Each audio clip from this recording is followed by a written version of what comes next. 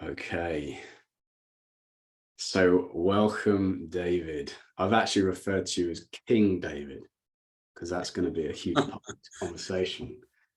The topic, well, with this, the whole theme of these conversations is conversations with clients. That's what I've called it. Clients, friends, people of transformation, leaders, however you want to look at it. For me, it's conversations with clients. And the whole point, I was sharing with David just before we started this conversation, the whole point of this for me came from the idea, which is so much of what we're going to touch on today. So it came from the idea of when I listened to my inner sovereignty, when I slowed down to hear what the king in me is calling me to create, it was serve. So part of me doing that is having these conversations with people who worked with, and possibly working with, to have these powerful conversations that get into the core of what it means to change your life, to transform, what that takes, and to bring different aspects of that. And you, David, you bring a really beautiful and different angle on that. And I'm going to shut up in a minute and hand over to you. And one of the things I want to just share about you and my experience of you is that you're somebody who is so deeply committed to what it is that they're doing and creating. Although it appears like you've questioned it, you've never faltered from that path since I've known you. It's like you're somebody that's like, I'm here. And look, the other piece to that, and this is what I really want to draw people's attention to, is that you get what you come for, right? And even in our coaching conversations, you're like, yeah, not quite there yet. No, not quite there. I want to go a bit deeper. And it's like that, for me, that level of commitment and alignment to what it is that we want to create has you move powerfully towards what you want. And I really want to bring you in so people can experience that, because I think it's so important. So, David. What a lovely way to be created. Thank you very much. You're so welcome, man. I sat with that. I was like, I've got to be truthful here. I don't just want to make stuff up. It was like, I want this to be really truthful. Mm-hmm. So I'm going to ask you this question twice, and I want you to ask the second question. So, David, who are you? Who are you?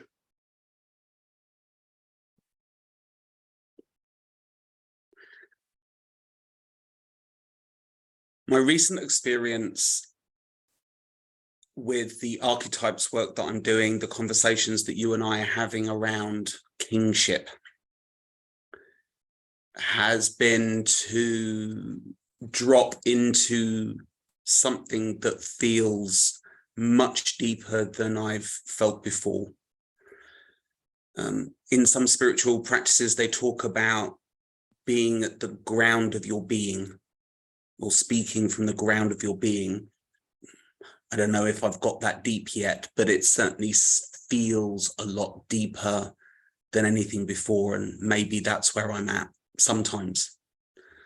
But when I am there, I have a very deep sense of that, what I call sovereignty rather than kingship, but I call it sovereignty, where I am fully taking ownership, responsibility, and leadership for creating myself and my world. And there's so much love in all of that, within myself, for myself, from out there, and also that there's simply love out there that's universal and not directed at me specifically, but I can feel the benefit of that. And then the other part of that I think expresses who I am is this sense that comes with sovereignty of wholeness, that I am and we are all whole. There is nothing that needs to be different. There is nothing that needs to change. And in order to really live through that wholeness, we need to do the work where we turn and face some of that stuff that we might judge as inappropriate or not good enough or wrong or whatever. And so the work that you and I have been doing, and I've been doing for the last few years, has been really looking at that stuff that in psychology they refer to it as shadow, but it's really just, for me, it's just stuff I don't want to look at, and having the courage to look at that stuff and really accept it and love myself for it, because it's part of who I am. And I want to walk through life being present to my clients, present to my partner, present to everyone that I share my life with. And I can only really do that if I fully accept myself for who I am.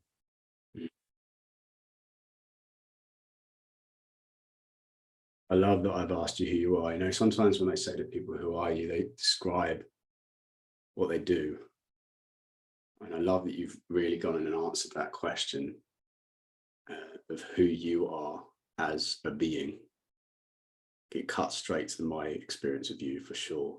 And you also touched on something very important, I think, David, around, like, the words I wrote down were ownership, honesty, and realness. Mm-hmm. You're so willing to take responsibility and ownership for your experience. Like, and inquire and go in and look. And I know you've said it's like, I don't want to, but has that changed? Because I think it seems to me like you are so willing and you do want to. I spent years not being willing to do that, and dressing it up as I don't know, bravery or courage, or not thinking negatively, or pushing through, or all of that BS. I didn't think it was BS at the time, but I look at it now and I go, oh. But I think the direction that I was moving in when I first joined your coaching school, the school that you were running with Lisa, where I started moving to was to this thing of, okay, really starting to look at some of that stuff and starting to question some of that stuff. And when the two of you invited me into a coaching relationship, the kind of the work that I did to be ready for that was really, like, there was a lot of resistance to fear, a lot of resistance to judgment, a lot of resistance to all of that stuff that I wasn't prepared to look at. And I had this moment where it's like, okay, I'm actually going to stop resisting. And I remember, and it felt like being in a sand timer, you know, where you've got the sand dropping through, and I was in the top bit, desperately scrambling not to fall through the gap. That was my resistance thing. And I had this moment where it's like, okay, I'm just gonna let go. And I felt myself fall through this thing. And I dropped down on the bottom and I thought, okay, well, this isn't so bad. Actually, it feels quite nice, like letting go of all of that effort and being tired all the time. And then as part of that process, kind of and this is all in my imagination, but I had this moment where from out of the shadows came this massive monster who I had no weapons to fight it, no skills to be able to prevent it from eating me, and it just swallowed me whole. And I found myself in the belly of the beast, which is what I call this coaching thing that I'm doing with you and Lisa right now for a year. And the feeling of it is that all of this stuff, that all of this darkness, all of this stuff that I don't want to look to, that's going to be the stuff that gets digested away. That's going to be the stuff that I'm going to look at. That's the stuff I'm going to integrate. That's the stuff I'm going to understand and I'm going to let go of. And something new is going to pass out through the other side of this beast. And whatever comes out that other side, that's going to be the new version of myself that walks forward from there. And I have no idea what that's going to look like yet. But I know that I'm doing that work, and I can feel the benefit that it has on me, in me, with my clients, and with all the people that I share my life with. It's fantastic work. And I used to believe that it would be really painful work. It would be really difficult work. And it's not as difficult as I thought it would be. It's not as challenging as I thought it would be, which is interesting. But the reality is, you know, if you feel that calling of knowing that there's work to be done, then give into the resistance and just soften into it and let that journey unfold. Yeah. What you've pointed to is a really important distinction. I'm so glad you have, David. This will resonate with people in this group and who listen wider, right? Around, you said something along the lines of the resistance. I gave up the resistance to fear and judgment. And what's really interesting about that is you didn't say, I gave up. I didn't want to feel fear or judgment. I didn't want those things. I gave up the resistance to them. So there was almost like, I remember that happening actually. And I remember that for me as well. There was a point at which we see that judgment and fear isn't something to exclude from our experience. It's something to include into our experience and inquire into and go into and understand. And I think we often don't get off the ground because we're not willing to feel fear. We're not willing to feel the judgment in those experiences. So I think you've touched on that beautifully. Does that make sense? Yeah. That beautifully summarizes my experience of it. Yeah. Exactly. Amazing. So you touched on archetypes, and I know for me, you're much more experienced in it than me, but I had this experience of archetypal work, which has been really helpful in, this might not make any sense, but like the depersonalization of myself, going full circle back to who I am.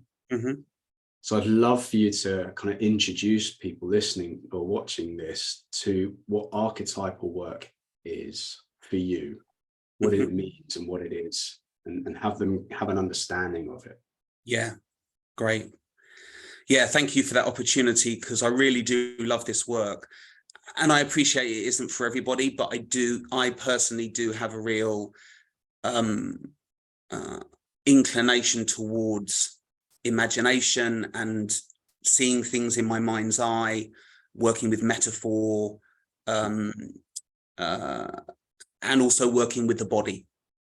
And that'll all make sense in a minute. So I've been drawn to archetypes because I've always had this, I've always wanted to know how things work, not machines, not, cars. I'm not the kind of guy that looks under a bonnet, or I might look under a bonnet and go, I think I'll call the RAC. That's as far as it'll go. But much more about, how the universe works, how people's minds work, how do people work, what makes people tick, what makes relationships tick. That's the question that I've been asking for as long back as I can remember. And I sought the answers in religion. That didn't work. I sought the answers in science. That was sort of quite helpful, but it didn't really give me very many. There were too many unanswered questions in that. And then I sort of stumbled upon spirituality in its really, really broadest sense. So, kind of indigenous cultures and spirituality and martial arts, and also spirituality that comes from things like quantum physics and understanding how energy works and vibration and all of this sort of stuff. It was just really, really fascinated me. And where that's kind of got me to is to this place where it got me to this place where I started being really interested in people like Carl Jung and Joseph Campbell, these people that introduced the idea of archetypes and the hero's journey. And there was something about all of that, that storytelling, that psychology, that imagination that really, really resonated with me. And what I love about what you said about that depersonalizing is that when you have archetypes, archetypes are universal themes. So the idea of an archetype is that it appears, you'll see it appear across cultures and throughout time in their stories, in their rituals, in their traditions, in their culture. So you've got things like the king and the queen, you've got things like the magician, the warrior, they appear universally. And what I've kind of explored is that I can tap into that through my body, simply by arranging my body, moving my body in a certain way. I can touch into that king archetype. I can touch into that warrior archetype. And as a person who's done martial arts for 30 years, touching into that warrior archetype I can do that instantly. But also to touch into the magician archetype and the lover archetype. They're the 4 archetypes that I work with. And it's just been transformational because it allows me to tap into something that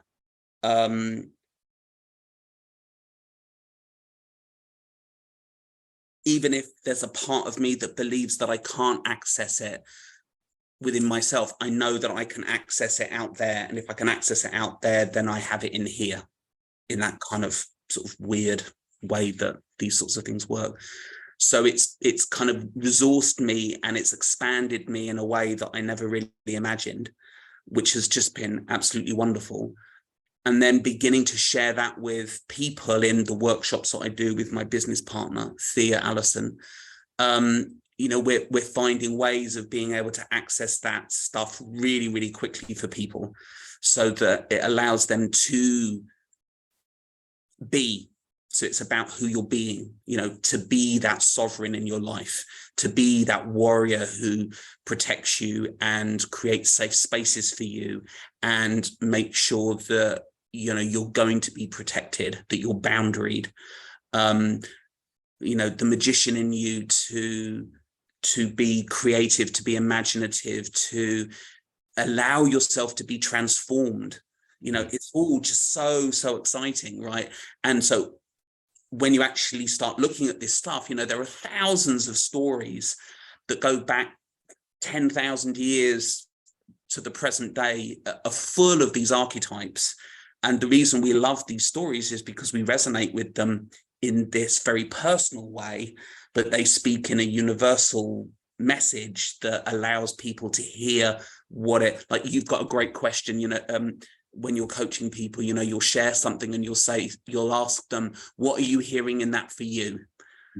Right. And so these stories, these myths that are created, they're always asking that question, what are you hearing in this for you? And that's the universal nature that becomes really personal. Does that answer your question? I've no idea. I forgot what the question was, but I love the answer. It was phenomenal. Yes, it was. I think it was an invitation into kind of just your explanation of your experience of archetypes. And I think it's so, the reason I love how you've described it, David, is because I can tell, and I think everyone else will. By the way, if anyone has any questions for David whilst we're live, do ask or afterwards, and we'll come to that, connecting with you later, David. You can tell that you're in the work yourself. There's a, as you're speaking, it's like you can tell that you're in this work. There's a real sense of I am this.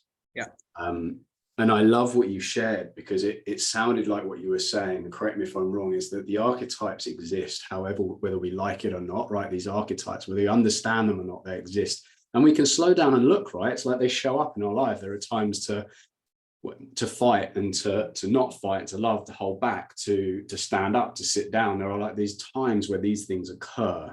And what I'm hearing from you is, when we have an understanding of what they are and who we are, we can learn to really create with them.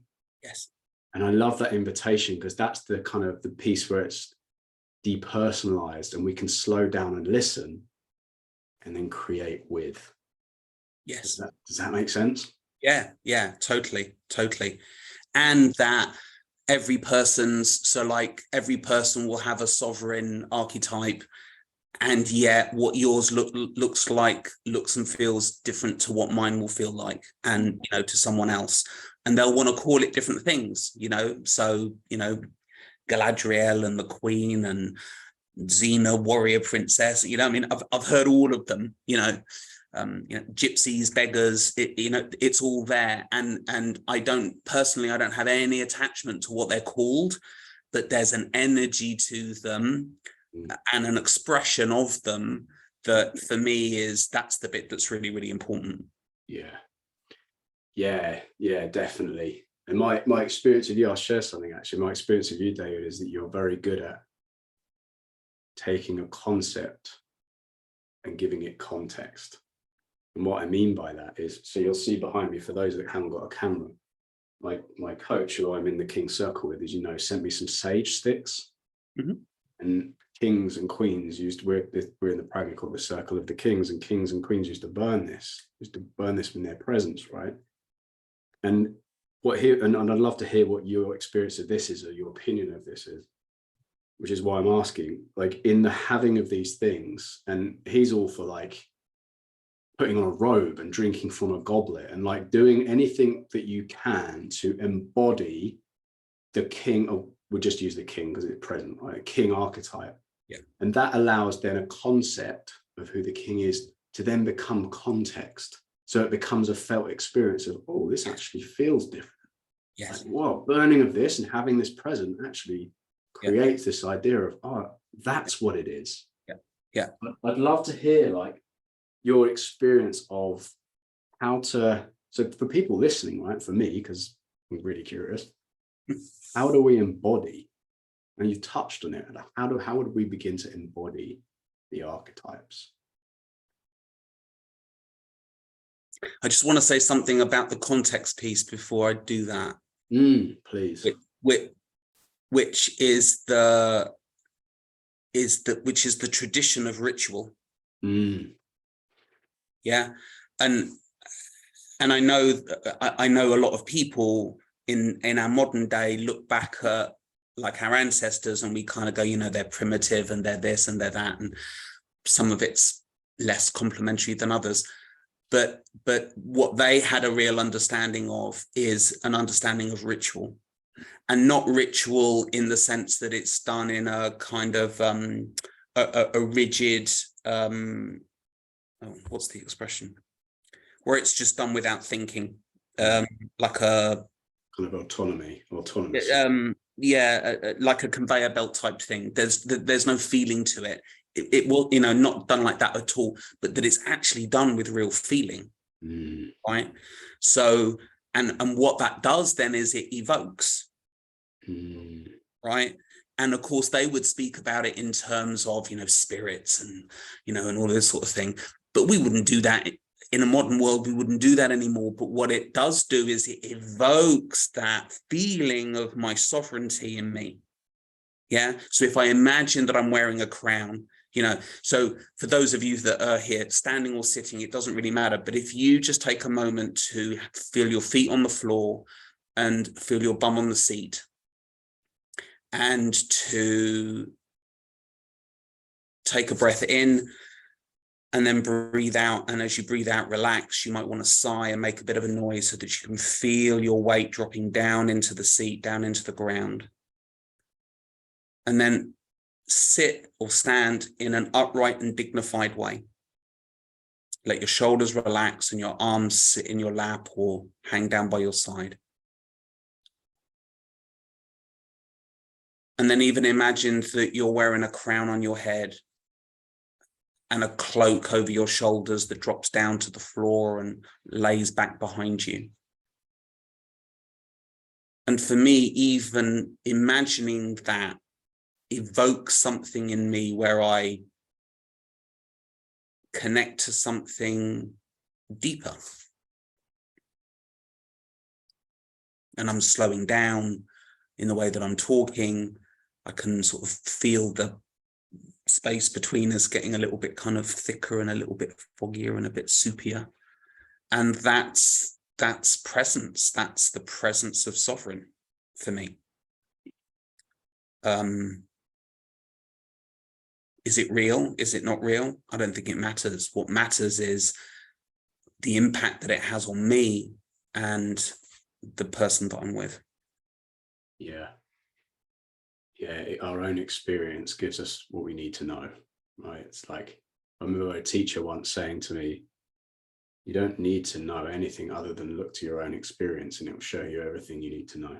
And I love that, because in what you're saying, what I'm hearing is like, look for yourself, look to your own experience. Yeah. And it's part of the sovereignty piece in itself, I think, right? Yeah. And by all means, listen to what other people have to say about this, that, and the other. But ultimately, it can't, we're all individuals. So it's like, well, what actually works for me? I remember going to a networking event and this guy talking about how to present yourself better at business meetings. And one of the things that he said that really stuck with me was, wear your Superman underpants. Men and women, right? But wear that, if it's an important meeting, then wear that special underwear that makes you feel special. Do that. No one, you're not going to tell anybody, but it's like, find those things that make you feel like a superstar. If that's what you want to feel, that, and it doesn't matter what it is. It's just about finding what that is for yourself. And my experience, my concern as a younger man was that I had to follow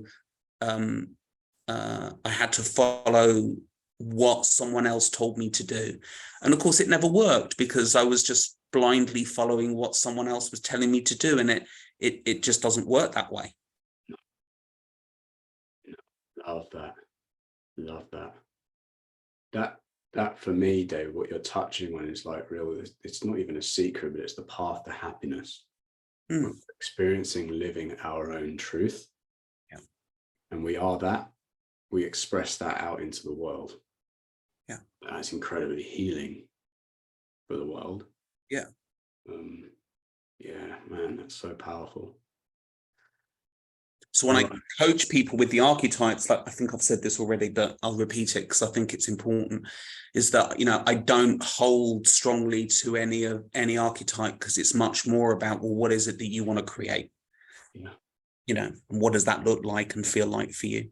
Yeah. And then where does the archetype come in? Because I know for me, there's been a part around, like, I have this really strong, like, magician kind of archetype and very creative. Sometimes in the past, I've lacked the fight, or I've given into the fear of dying, right? It's like, or like we talk about ego death.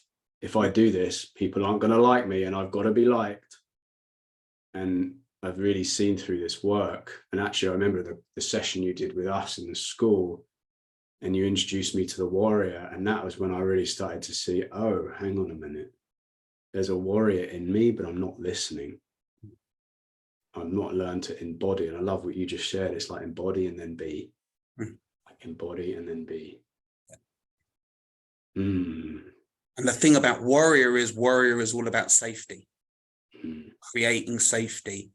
So you don't have to reach for safety in someone else, or in a relationship, or in a place, or in a certain thing. You find that way of finding safety within yourself, and it's so freeing, because you're like, well, so I can step into the lion's den, and it's gonna be okay. Belly of the beast. Yeah. Well, it takes us back to what you said at the very beginning, doesn't it? Around, I don't stop feeling fear, I just stop resisting it. Yeah. That's everything. Yeah.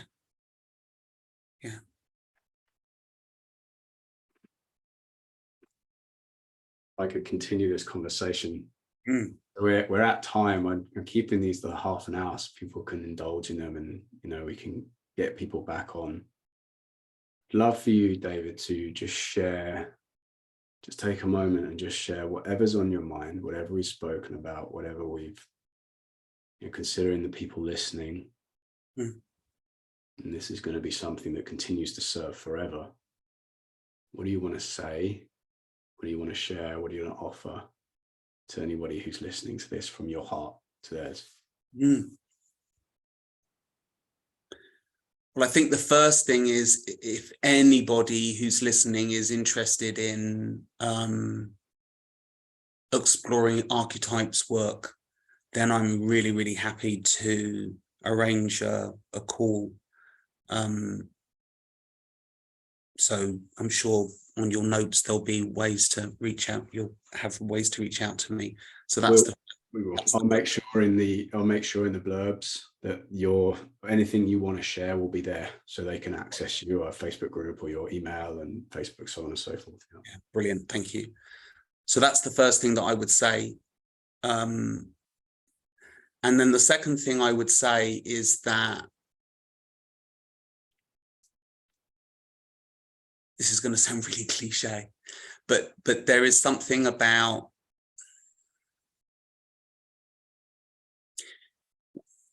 you are where you are on your path. You are where you are on your journey.